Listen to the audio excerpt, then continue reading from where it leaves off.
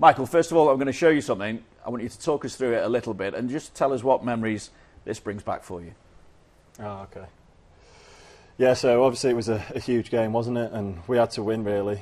We had Arsenal away last game of the season, so this was a big one for us to stay up, and 2-0 down at half-time. We just needed something to get us back in the game. Remember the ball just floating to the back post, and Mason was there and thinking he could knock this down, so I just stood still, and luckily it came to me, and just instinct after that. Good touch, good finish, got us back in the game, so it was the kickstart we needed it at the right time. How does it feel looking back at that now? It's kind of mixed emotions, to be honest. Like, it's a great moment, and obviously with the way the game panned out, it was a fantastic result, but also a feeling of you shouldn't really, as a club like this, shouldn't really be celebrating things like that, because we shouldn't have been in that position in the first place. The night itself was a special night, considering all that had gone on that season, and all Evertonians really enjoyed it, but the bigger picture is we don't want to be in them nights. Got another goal to show you as well, and it's I suppose in a kind of similar position to the goal that you scored against Crystal Palace those years ago, and this is from this season. Again, instinct, good knockdown from Dom,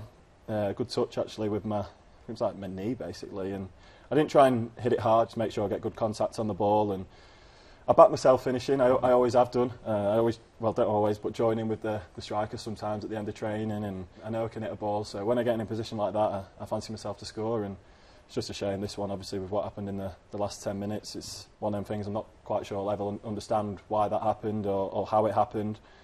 So a goal that I couldn't really enjoy. A tough one to take. I've never felt like that after a game of football against Bournemouth. Just you're thinking you've got 3 points in the bag. You know we haven't seen it through, but 87th minute and 2-0 up, 9 times out of 10 more than that we see it through. To come off the pitch with nothing was.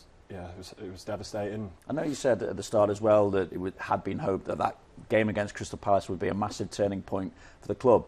Things have changed to a certain extent. So what changes have you seen in that time since that Palace game? Last season, I think, was a big step forward. Obviously, we had a 10-point deduction, and I think without that we would have finished, I don't know if it was 11th maybe, or 12th. So that's progress. Obviously now it looks like we're going to have new ownership and a new stadium to go into, which is exciting. I think going forward, obviously this season we have to focus on, but after this season I think the club can really start to progress even more. With new owners coming in as well, what impact does it have on you as a group? On the pitch, I wouldn't say so. Obviously we focus day to day on what we do on the training pitch with the manager, and we always try and perform our best on the weekend.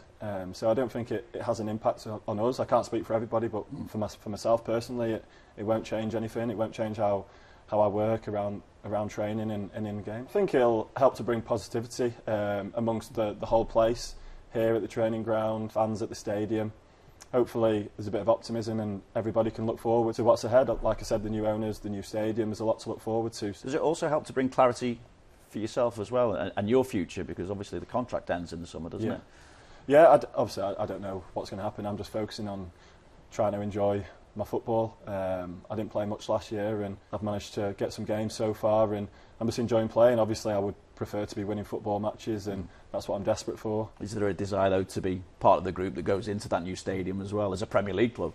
Yeah, of course. I've been here 8 years now, and to go into the new stadium would be special. I think it would be really exciting. If I was sat here and said I didn't want to do that, I think I'd be being silly, but we'll just have to see.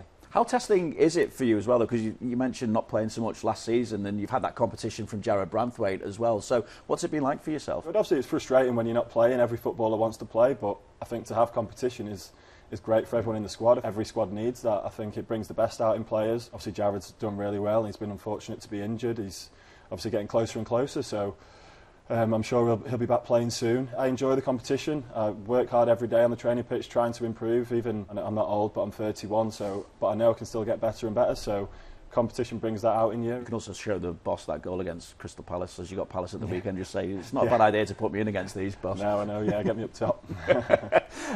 But you know, it's obviously not a comparable situation at the moment to that game against Palace a few years ago. But nevertheless, there's a massive importance on this game, isn't there?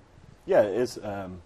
There's no hiding from that. Obviously, we've not had a win so far this season, and we have to win the game. I wouldn't say it's a must-win game in terms of the table, but for everyone around this club and us as a team, it feels like a must-win, because we want to get some momentum. We want to get climbing up the table. Just finally then, Mike, it seems that there's an inherent belief that Everton will pick up that momentum, will get the results that will start pulling you away, and you'd be, I suppose, looking towards mid-table. That's definitely the aim. I think it's hard not to look at the talent we've got here in the changing room and think we can't win football matches. Players are good enough to win football matches. We've just got to turn up and actually do it and see games through.